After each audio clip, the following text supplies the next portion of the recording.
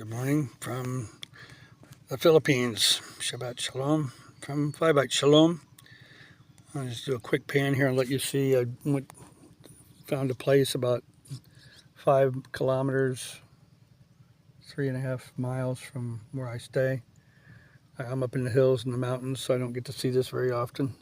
But it is not a bad place in the morning to come and have a little peace and quiet. The hum of a baka boat in the background. A few birds and other things maybe. I don't know. Anyway, it is what it is. Cheese whiz. That's what I always say to kids. And anyway, about these segments, we don't solicit invitations for, oh, please partner with me for $10 a month, blah, blah, blah, blah, blah, and all that stuff. I mean, provision's necessary, it's needed. I don't have a laptop. I don't have any way of editing anything, adding graphics, and I don't even have a stabilizer or a stick to hold the phone. And for now, just using a phone, not a camera even. I want to do God's best for God. And, Abba has been so good to me over the years. I've been through a lot. 28 years in 22 countries. I've seen, wars, famines, terrorist activities. I've been, near bombings and murders and, had death threats. I've had kidnapping attempts, 3 times. I've been through some things that were sketchy, not because I intended to do it, not because of neglect or stupidity. I know how to travel. I've done a lot of it. But things happen. And, a couple of times, I did go into some situations that I had to pray about and say, should I go? I mean, is this safe? And it's not about safe. It is about prudency, and I am prudent about security and don't take, any uncalculated risk or foolish risk. But I remember one time going to Liberia with my mentor, Russ Tatro, and, we were supposed to go to Gambia, West Africa, and there was a coup a couple of days in advance of when we were going to leave to go there, and all the churches that were supporting that big mission bailed out and said, no, we're not going, because of the coup. And, of course, it was canceled anyway by Russ. But he said that, people have been begging me to come to Liberia, which is nearby on the west coast of Africa. He'd lived there for, dozens of years. And they've always been begging him to come there and do something. And now all of a sudden he had all these things put together for a big mission, and the target got changed. Abba closed one door and opened another. None of the churches saw that. Not one. They all bailed out, canceled. Well, if we're not going to Gambia, we're not going, because we prayed for Gambia. It's like, so you're telling God, where you will go and where you won't go? And so Russ called me from Europe. He was traveling, and he told me what happened. And I told him, I said, well, he said, pray about it and let me know if you want to go to Liberia, but I'm going to Liberia to do something there. And I told him I don't need to pray about it. And I could just hear him on the phone, like in shock. He was kind of like, what? Why don't you need to pray about it? I said, because did Joshua tell Moses, well, I'll go pray about it? Or Caleb? Or any of the apostles? No, when I told you that I would go and I would serve under you and I would go with you and do, and where you lead, I'll follow. What you eat, I'll eat, and where you sleep, I'll sleep. And, what you say, I mean, you're in charge. You're the one, you're the head, and I'm an assistant. I'm coming alongside you at this time to serve him together, but, there can only be one head of anything. And if I'm going to be going with you and doing something that is yours and your vision that Abba gave you, then who am I to tell you if I'm going to go to this hotel or that hotel or eat this meal or that meal or get up at this time or that time or what? I came to serve, and that's what I'm going to do. And you're going to give me direction as you've received from above. Elisha didn't tell Elijah where to lead him. What did he say? Elisha, Eliah. It depends on how you say it, but most people understand the mispronunciations better than the real things. Um, David's people didn't tell him where to go. They fell in a hole, 300 guys, and what he said went. He was the commander in chief, and when you serve on a team, that's the way it's got to be approached. You've got to be cohesive as a unit and all flow together, be unified in one accord, harmonic, resonant, all of that. But, you know, there's only one head of anything that's good and right. And God is the God of order. He's not the God of chaos. We know who that is. Of divisiveness, of pride and ego. So I told Russ, bro, I won't change my plane ticket except for on the other side. When I get to Brussels, I'll change it to Liberia instead of to Abidjan, because the thing about Liberia at that time, they had no government at all. For 8 years, no government. Coup after coup after coup after coup, failed election after failed election, no government at all for 8 years. And they were going to have an election in 2 months, and we were going in ahead of that. And I flew into Abidjan, went to Liberia. We got a short flight over because we had to get a different kind of airplane because all the airports, the airstrips had been blown up in the war. And so we had to land on a smaller strip and get a different kind of plane. And it was, literally, I'm not joking, it was like Indiana Jones. There were goats on the plane. It reminded me of that. It just reminded me of just some of the stuff that, we've seen, but it was no aircon. It was, a small balloon-tired plane get up off of the nice strip in the Ivory Coast at Abidjan and fly into Liberia, into Monrovia, and got down there and did a great mission trip, which I'll give testimony about, improper in length, because there was so many things happened in that trip. And this testimony is about being obedient. And that's a big, big part of my ministry, is trying to lead people to obedience. We don't dictate. We're not the head. And we're not the tail. We're an important part. Just like this ocean here is full of drops, and every drop feels unimportant. But every drop cannot do its own thing. Every wave is a series of drops affected by energy and all kinds of things, driven by the wind, earth shifting underneath, currents. But it flows together. And it doesn't, it has a lot of power when it does stuff. When waves hit the beach and destroy things, I mean, destruction of wave energy is amazing. Why? It's relentless, all these water droplets. And you throw one drop of water at a rock, what's going to happen? Not a thing. But, you go into some rocks and you can see fossils inside of them, but then you also see where the wave has just pounded and created these caves up inside these rocks that are so jagged. This is all volcanic rock. And, it just is amazing. It's just amazing. So when it comes to that, then, we're very humble, but then again, we're very powerful. And we're powerful together. We know who the God of division is, the one that wants to scatter the fire so it doesn't have any heat. And how do you get a fire back together? You bring the coals together, you fan it, you blow on it until, boom, you've got a nice big raging fire again. And that's really something I see today, is the church is just scattered. 45,000 denominations? Please. That was not the intention of the way, which was known as a sect, which was a group of people who completely confirmed and complied to a singular way of living. Messianics. The first Messianics were the apostles. They were all Jews. They all believed in Messiah.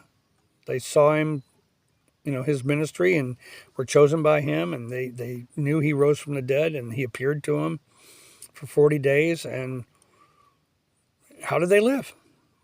They even created a kibbutz outside Israel, a community where everybody had just, they They all lived the same faith, the same way, and they were one church, one church. To the church at Corinth, the church at, and yeah, in different cities there's different assemblies, ecclesia, but those assemblies is just one per city. Even here in the Philippines, and my God, there's literally a non-denominational church, and not I shouldn't say non-denominational. There is a non-Catholic church almost in every other block because there's only one Catholic church per city, and it's huge because Spain came here and settled it and brought Catholicism, and it's over 90% of the population is Catholics.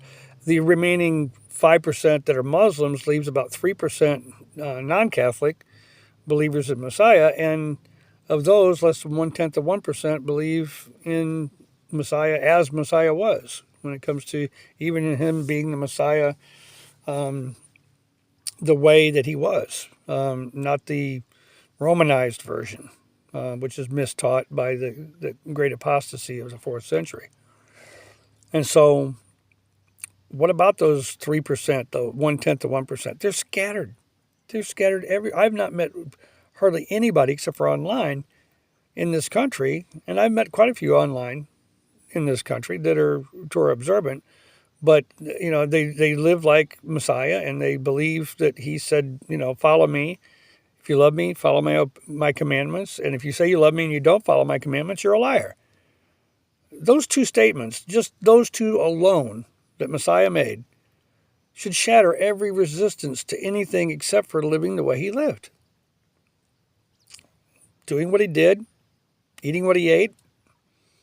No, we don't have to follow his fashion of what color to wear and things like that. But yeah, we should be wearing tzitzits. I mean, if you don't have tzitzits, then it's disobedience to not just him. Walk as I walk, do what I do, say what I say. It's also disobedience to his father who said, tell the men, make for yourselves tassels and put them on the corners of your garments. Well, where's the corner on a circle? You got to have a slit. If you have a slit on the side of your shirt, then you have 4 corners. If you don't, then, where are you going to attach it? Some people put it at the corners of their pants because where you zip up your pants, there's 2 corners. So then you put 2 tzitzits in front. And a lot of people put them on the side on their hips just to wear them to hang down because they don't wear tunics. A lot of semantics, a lot of, Mishnah, a lot of personal interpretation of how to accomplish that. But that's the command. Wear tzitzits. Put a mezuzah on your house. Why you got pictures of Mary and statues of all these things that he told you not to do, but then the one thing he tells you to do? Write this on the doorpost and put it on your house, on every gate, on every doorpost. What? Shema. Shema Israel, the Lord God is one. Write this down and put it on the doorpost of your house and talk about it when you go out and talk about it when you come in.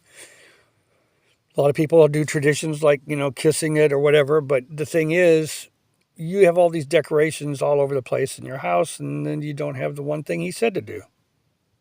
See, those are sins of omission. You told me to do it, and I don't do it. Do you wear a tzitzit? No. Why? Oh, because we're free from the law.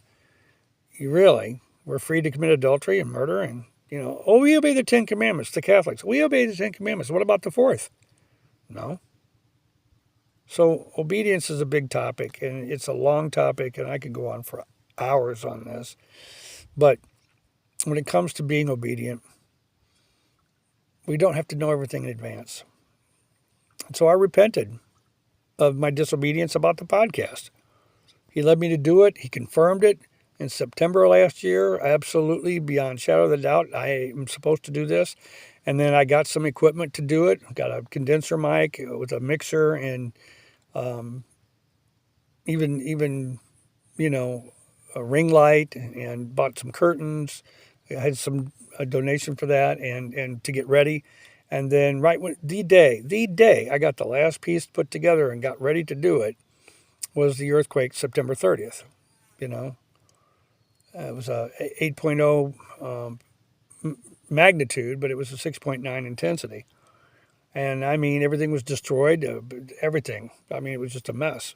And so it got messed me up in September. And October, the typhoon came, and recovering from that in November. And then the holiday season with just all the raging massive amounts of karaoke and fireworks. And people go crazy here for the holidays. No peace, no quiet, nowhere to do it. And finally I said, you know what? I don't care if I have equipment or not. It's got to get done. And maybe if I just get started, then the rest will come. And I've got everything I pretty much need except for the environment. I should say I still need a laptop, but that's to do editing and add graphics and make things more interesting for the viewers, which is, teaching tools. But I think about Messiah. He didn't start that way.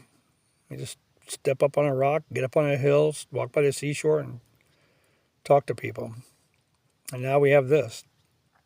So I repented for my disobedience and dragging my feet because I don't want to do this. I'll be honest. I don't want to be in front of the camera. I spent 30 years behind the camera, so getting in front of it's really awkward for me. That's enough for today. When it comes to these things, I will do a long series, many, many segments on obedience, because that is the number one thing. I mean, you're a sheep or a goat, and you got to choose which. My sheep hear my voice, and another they won't follow. Goats won't do that. They're rebellious. So are you Antichrist, rebellious goat, or are you going to be an obedient sheep to the Father and the Son and do what they say because they said it? Why do we do what we do? Because he said so. In writing, confirmed how many thousands of fragments and thousands of ways. And I'm not going to go into all the archaeology. I would definitely do a segment on that. But the most confirmed work written down of mankind. Number one bestseller in the world throughout history. And many, many mistranslations. Many twisted verses in different versions. Oh my gosh. And that's when I came out of my apostasy and heresies and lies that I'd been fed denominationally. It was not through somebody recruiting me and pushing me and joining a movement or a wave or anything like that. I was sitting alone on the side of a volcano and reading the Bible 8 hours a day and studying it. Not just reading it, studying it. And then studying about the Bible, the history of the Bible, the archaeology of the Bible, the chemistry, the physics. I mean, everything. I just got a desire for the Word. And, who was the Word made flesh? The Messiah. And so, in the beginning was the Word. If you love Him, you want to know Him. And so then you need to study the Word, because that's how you can really get to know Him. And you don't have to worry about opinions and false visions, false dreams. The devil, the enemy is an adversary who accuses, but he also is a deceiver. And he'll do everything in the world to counterfeit, to copy, or whatever, to keep you away from the real. So don't be surprised if there's opposition and things pop up like this broadcast. So many things come against it. And then sometimes you got to just put both feet down and say, I'm going to do it anyway. It's uncharted territory for me. I mean, honestly, I would much rather go back into Marawi, into the war, than to do a podcast where we don't know if we're going to get bombed and shelled, or we don't know where we're going to stay. I mean, have to move around, But for me, this is a bigger sacrifice. Not because I don't believe in the Word or what I'm speaking, but just my humility. I'm just not interested in my face. There's a saying: if you don't like my face, if you have a problem with my face, that's your problem. I don't have a problem with my face. I don't love my face. I don't hate my face. It's just a face. It's just a package, and that's all it is. So I'll leave you with some blessings that I do pray sincerely come your way. That you get blessed with His presence when I speak some things, that it might bear witness in your spirit, that you might use that and turn around and share your own testimony to somebody else, or share my testimony. I don't care, but get the word out, not just the word, the testimony about the power and the impact of the word, because there is power and impact of the word, and when we speak it, things do manifest, negative or positive. So It's not name it and claim it and grab it and blab it and all that stuff. No, it's sincerity of that mustard seed, that pure faith, that pure, no matter how big it is, as long as it's pure, it'll have power. And so be sincere and be honest and be obedient. Because let's face it, if you're not, then it's a consequence called discipline. What loving father wouldn't discipline his children? So do you think there's no punishment here on earth for being disobedient, even if you're saved by grace? Of course. He's not going to condone sin. He's not going to condone it. He's not going to reward it. How bizarre a thought to think you can have all the blessings and favor of God and then turn around and disobey everything he says. Just because his son died? He loved you so much his son died. Yeah, he gave his son. Yes. He sent a Messiah. Yes. He loved you so much that he's going to forgive you for everything because of that. Forgiveness is one thing, condoning it's another. And forgiveness is one thing, punishment is another. There will be discipline. There will be consequences. There will be consequences of every action, good or bad. The Chinese call it yin and yang. Bible calls it sowing and reaping. So I'm sowing this into your life today, and I pray that you reap from it.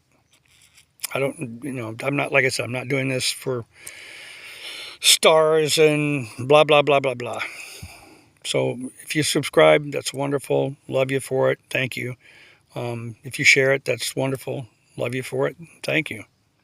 And that's really all I get out of blessing me is knowing that he's going to use it somehow. A friend of a friend of a friend is going to hear some word that's going to change their life. Not my words, his. Because his words have power. But so does your testimony. So give it. Give your testimonies. Until next time, this is Yoki, short for Yochanan. And it's from Phi Bite Shalom, Phi Bite for Yahweh by Yeshua to everyone and everywhere.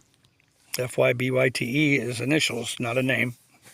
Phi is not a name. But Phi Bite Shalom, because of Phi Bite, that brings Shalom. Bringing the Father and the Son to everyone, that brings a lot of peace. Because you're doing what you're supposed to do. So keep on. When you feel like giving up and quitting, don't. Just keep on. Take a rest, Ravens will drop food to you if you need it. But don't give up. Don't give up. On him, especially. We give up on ourselves, okay, but, that happens sometimes. He doesn't give up on us. Oh, my God. Thank you, Lord, for that. Shabbat Shalom.